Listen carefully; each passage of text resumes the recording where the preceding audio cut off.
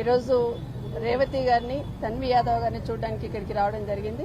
నిజంగా వాళ్ళని చూసిన తర్వాత అనిపిస్తుంది, ప్రజల గొంతుక వినిపిస్తున్న వాళ్ళు చెయ్యని తప్పుకి శిక్ష అనుభవిస్తున్నారనే ఫీలింగ్ తో వాళ్ళు బాధపడుతుంటే నిజంగా బాధ అనిపిస్తా ఉంది. ఈ సంఘటన ఖండిస్తా ఉన్నాం. ఇది ఒకటే కాదు, గతంలో కూడా ఇద్దరు మహిళా జర్నలిస్టులని రైతులకు రుణమాఫీ కాలేదు అని అడగడానికి వెళ్ళినప్పుడు అసహనాన్ని కప్పిపుచ్చుకోవడానికి విజయారెడ్డి అదేవిధంగా సరిత యాదవ్ వాళ్ళిద్దరిని మహిళా జర్నలిస్టులను కూడా ఆ రోజు కూడా కేసు పెట్టి వేధించడం. ఆ విధంగా చూస్తా ఉంటే ఈ 15 నెలల లోపల దాదాపుగా 11 మంది పైన ఏదో ఒక రకంగా కేసులు పెట్టడము, జైలు పంపించడం అనేది ఈరోజు పరాపాటిగా మారింది తెలంగాణ రాష్ట్రంలో. రేవంత్ రెడ్డి గారు ఏదైతే 6 గ్యారెంటీలు ఎట్లా అటకెక్కించిండ్రో, 7వ గ్యారెంటీ కూడా ఎన్నికలప్పుడు 7వ గ్యారెంటీ ఏదైతే ఇచ్చిండో దాన్ని కూడా తుంగలో దొక్కినట్టు ఈరోజు ప్రజాస్వామ్యాన్ని కూని చేసే విధంగా ఈరోజు జర్నలిస్టులను అరెస్ట్ చేస్తూ వాళ్ళ ప్రభుత్వం అసమర్థతను కప్పిపుచ్చుకునే ప్రయత్నాన్ని ఈ విధంగా చేయాలనే ప్రయత్నం చేస్తా ఉన్నారు. ఢిల్లీ లెవెల్లో ఉన్న, దేశం లెవెల్లో ఉన్న వాళ్ళు స్పందిస్తా ఉన్నారు. జర్నలిస్టుల అరెస్టు అసహనానికి, ప్రభుత్వ అసహనానికి నిదర్శనంగా ఈ జర్నలిస్టుల అరెస్టు నిలిచిందని వాళ్ళ ఎంపీ గారి కపిల్ సిబాల్ గారు మొన్న మాట్లాడుతూ చెప్పినారు. తెలంగాణ రాష్ట్రంలో తెలంగాణ ప్రభుత్వ అసహనానికి నిదర్శనం మహిళా జర్నలిస్టుల అరెస్ట్ అనేది మొన్న వారే మాట్లాడుతున్నారు. కానీ ఇక్కడున్న ముఖ్యమంత్రి గారు, హోంమంత్రి గారు రెండు వారి దగ్గరే ఉన్నాయి. జనరల్ గా ఒక జర్నలిస్ట్ ని ఎవరైనా అరెస్ట్ చేయాలని, ఏదైనా చేయాలని ఫస్ట్ హోంమంత్రికే ఇన్ఫర్మేషన్ ఇస్తారు.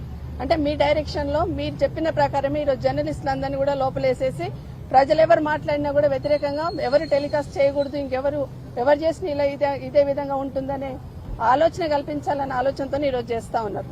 ఒక అమ్మాయి ఈరోజు తన్వి యాదవ్ చెప్తా ఉంది, 18 మంది పోలీసు వాళ్ళు తనని తీసుకెళ్లి ఇట్లా పడేస్తున్నారు అని చెప్తా ఉంది.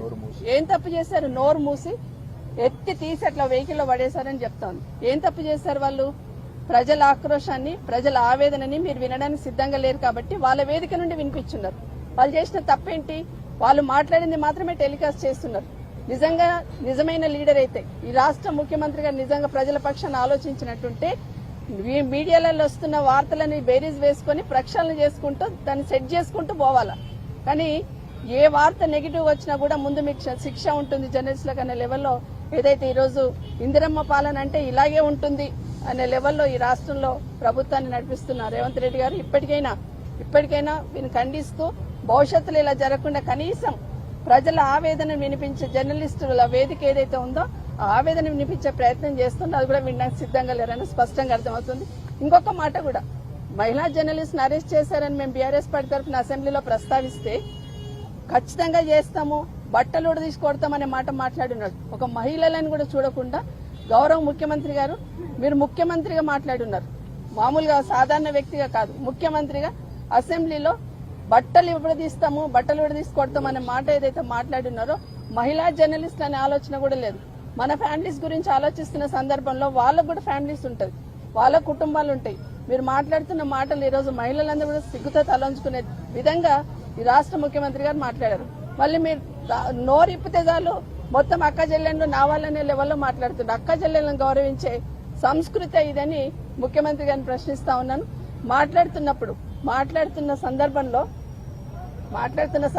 సంస్కారం మర్చిపోకుండా మాట్లాడాలని ముఖ్యమంత్రి గారిని కోరుతూ, జర్నలిస్టులు ఏదైతే 11 మంది జర్నలిస్టులు కేటీఆర్ గారు ఎవరైతే పేర్లు చెప్పినారో వాళ్ళందరి అరెస్టును, కేసుల విషయంలో కూడా ఖండిస్తూ, ఎంత భయపెట్టించినా, మీరు ఎన్ని సంఖ్యలు వేసి ఆపాలని ప్రయత్నం చేసినా, ఎన్ని కేసులు పెట్టినా భవిష్యత్తులో ఖచ్చితంగా మీకు గుణపాఠం చెప్పడానికి ఈ రాష్ట్ర ప్రజలు సిద్ధంగా ఉన్నారు. ఈరోజు ఏదైతే మహిళా జర్నలిస్ట్ ను మరి అరెస్ట్ చేయడం జరిగిందో, వాళ్ళని కేసు పెట్టి మరి జైలుకి పంపించడం జరిగిందో దాన్ని తీవ్రంగా ఖండిస్తా ఉన్నాం. ఈ అరెస్ట్ ఏదైతే ఉందో అమానుషం, అదేవిధంగా దారుణం అని చెప్పేసి కూడా తెలియజేస్తాను. వాళ్ళతో ఇప్పుడు మాట్లాడుతూ ఉంటే వాళ్ళు చేసిన తప్పేంటో మాకు కూడా అర్థం కాలేదు. ఇప్పుడు కేటీఆర్ గారు సరితక్క చెప్పినట్టుగా అసలు వాళ్ళు చేసిన తప్పేంటి? ప్రజాపాలన అంటున్నారు. ప్రజాపాలనలో ప్రజల సమస్యలు తీర్తాయని చెప్పేసి అనుకుంటే ఈ ప్రజాపాలనలో పత్రికా స్వేచ్ఛను కూడా హరిస్తా ఉన్నారు. మరీ ముఖ్యంగా మహిళల పైన మరి మీ యొక్క అరాచకం మీద అని చెప్పేసి అడుగుతా ఉన్నాం. ఎందుకంటే వారు చెప్తా ఉన్నారు, మహిళలు మార్నింగ్ ఎర్లీ అవర్స్ లో ఇంటికి వెళ్లి వాళ్ళని ఒక క్రిమినల్స్ ను లేదంటే ఉగ్రవాదులను అరెస్ట్ చేసినట్టుగా మరి దాదాపు ఒక 40 మంది పోలీసులు రేవతి వారి ఇంటికి, అదేవిధంగా తన్వి యాదవ్ దగ్గరికి 18 మంది పోలీసులు, అదే కూడా విమెన్ పోలీస్ సంబంధించి చాలా తక్కువ సంఖ్యలో వెళ్లి వాళ్ళని అరెస్ట్ చేసి మరి కిడ్నాప్ చేసినట్టుగా, అది అరెస్ట్ అన్నారు, దాన్ని కిడ్నాప్ చేసినట్టుగా తీసుకెళ్లి వెళ్ళని అరెస్ట్ చేసి లోపల పారేసిండ్రు అంటే ఇది పత్రికా స్వేచ్ఛను హరిస్తున్నారా లేదా అని చెప్పేసి నేను అడుగుతా ఉన్నా. ముఖ్యమంత్రి గారు మహిళల్ని గౌరవిస్తామంటున్నారు, ఇంద్రమ్మ అంటారు, తర్వాత సోనియా గాంధీ అంటారు, ప్రియాంక గాంధీ అంటారు. అంటే మహిళలుగా వాళ్ళే మీకు కనిపిస్తున్నారా, రాష్ట్రంలో ఉన్నటువంటి మహిళలు కల్పిస్తలేరా అని చెప్పేసి అడుగుతా ఉన్నాను.